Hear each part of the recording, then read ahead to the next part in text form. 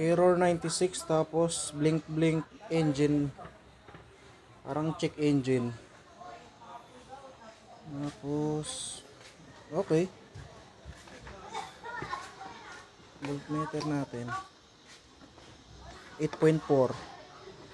Ibig sabihin 8.4, baling ano na yan siya, masyadong mababa. Dapat 12 or 12 voltage, o di kaya ano siya, yung 11, pinaka ano, 11.9, 0.8. Siguro sa battery lang. Off natin. On natin ulit.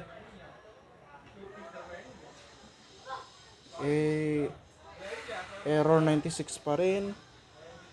Siguro sa battery na, kasi matagal na to, 4 years na tong motor na to eh. Wala bang palit ng battery. Ayun, battery natin stock. Tingnan natin, palitan natin ng battery kung battery lang talaga problema nito. Check natin mamaya. So ayun, yung OD ang ipapalit natin.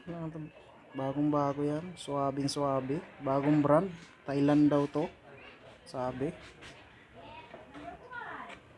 Ito yung box nya, suwabing suwabe. Made in Thailand. Ewan ko, sana magtagal. Pero mas okay naman siguro, kasi ano to, bili ko nito 700. Sana kayanin. Tara, let's go, kabit natin. Sana magtagal.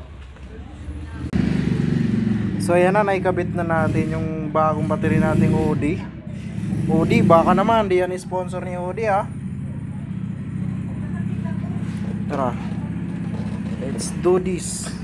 Wait, try lang muna natin.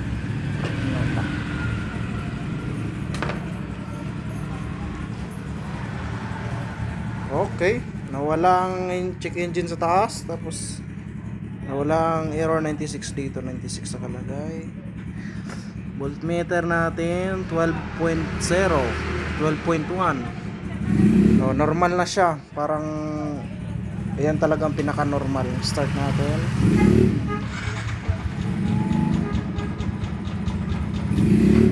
Uy, parang ayaw pa yata. Okay na, gumagana na. Alright, battery lang.